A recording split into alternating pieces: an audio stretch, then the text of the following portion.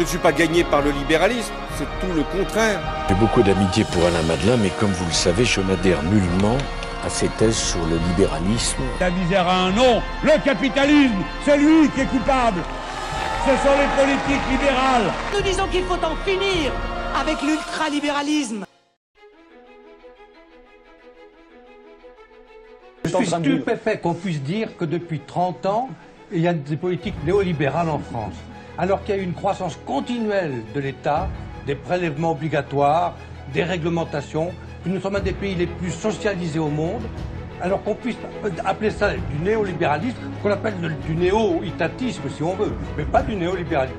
C'est une pure fiction. Est-ce qu'il y a des Français en difficulté par millions? Plus qu'on ne le croit, les chiffres sont là. C'est l'État qui vit sur un train de vie absolument insupportable. Tous les ministères, et qui doit maintenant... On leur a serré la vis. Ce n'est pas vrai. Ce n'est pas vrai. La totalité du budget de l'État augmente l'an prochain de 1%. La masse salariale des administrations publiques serait censée se stabiliser par une sorte de miracle. Quand on regarde vraiment l'URSSAF, quand on regarde la façon dont fonctionnent les services fiscaux, donc on regarde comment fonctionnent les services de la législation fiscale et du contentieux fiscal à Bercy qui sont une hérésie totale dans leur façon d'envisager aujourd'hui ce qu'est une entreprise. Je veux dire, ils font des massacres. Une entreprise qui déclare son URSSAF avec 2 jours de retard, qui se prend des pénalités, des huissiers. J'appartiens à une famille de pensée qui est la famille libérale qui a combattu les 2 totalitarismes et qui a été persécutée et victime de ces 2 totalitarismes. On a vu aujourd'hui un signe d'égalité entre les deux parce qu'on a pensé que c'était 2 idéologies monstrueuses. Chacun cherche des privilèges, et comme on a un État fort, il donne des privilèges. Chacun fait attention aux privilèges qu'il obtient, mais il ne se rend pas compte qu'il paye les privilèges des autres. Et tout le monde en pâtit. Et il faudrait arriver à briser cela. Je pense qu'on a une crise du politique parce qu'on a de la politique partout. Il existe un totalitarisme démocratique. Ce pouvoir tutélaire, immense, puissant, doux, régulier, minutieux, qui vous transforme en enfant. Par exemple, la fin de la politique prohibitionniste en matière de drogue, c'est le respect absolu de la vie privée, la fin de l'utilisation de caméras de surveillance qui nous surveillent en permanence, et c'est la fin des politiques néo-hygiénistes qui consistent à décider ce que vous avez le droit de consommer. L'UMP est devenu le parti de l'impôt et le parti qui tue le pouvoir d'achat des Français. L'entreprise, c'est une vocation, c'est presque une vocation de nature religieuse, vous cherchez à rendre service aux autres. Si on vous empêche de le faire en vous prenant tout votre argent, eh ben, le pays tombe en faillite.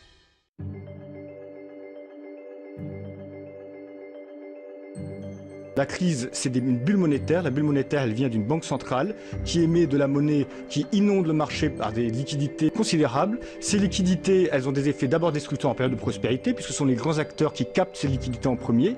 Donc ça déstructure complètement l'économie et ça crée des bulles immobilières, des bulles dans Internet. Ensuite, quand la bulle explose, c'est toujours la banque centrale qui recommence à inonder le marché de tonnes de liquidités. C'est pas possible d'investir correctement, de savoir qu'est-ce que veulent vraiment les gens, puisque tout le système des prix est détruit.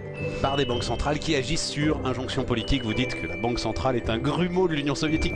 Lorsqu'on sait qu'on on a le support de la Banque centrale, c'est ce qu'on a observé depuis 40 ans sur les marchés financiers, et les banquiers et les entreprises d'investissement savent qu'ils bénéficieront du support de la Banque centrale, alors ils commencent à réduire leurs propres précautions. Ils ne se financent pas la dette, non pas par leurs fonds propres. Ils réduisent leur trésorerie, c'est-à-dire ils deviennent illiquides et ils prennent beaucoup plus de risques parce qu'en prenant plus de risques, on peut bénéficier des rendements plus élevés. Le risque, en fait, n'est pas porté par eux. Le risque plus élevé, parce que c'est justement porté par la communauté des utilisateurs de la monnaie auxquels la Banque centrale peut faire porter ce coût.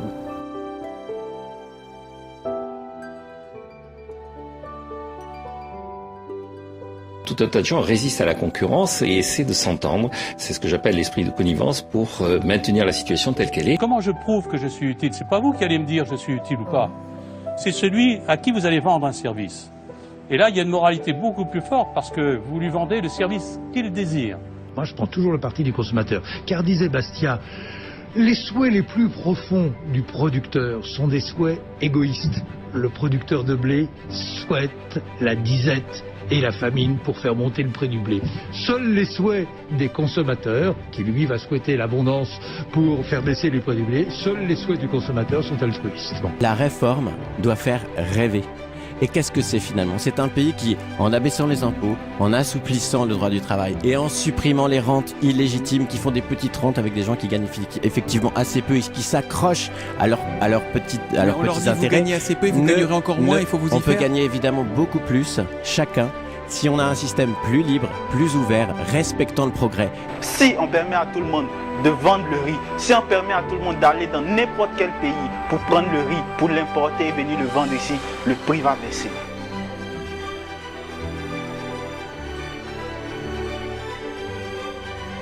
Je libère l'école, je libère le choix, je peux inscrire mes enfants dans l'école de mon choix. Je ne suis plus assigné à résidence à l'école ghetto de ma cité ghetto. Le fondateur du lycée expérimental de Saint-Nazaire, aujourd'hui retraité, mais qui avec des tas d'enseignants interroge tous les ministres de l'Éducation nationale depuis des années, et il a encore fait avec le nouveau ministre de l'Éducation nationale, laissez-nous faire des écoles, laissez-nous expérimenter des écoles nouvelles.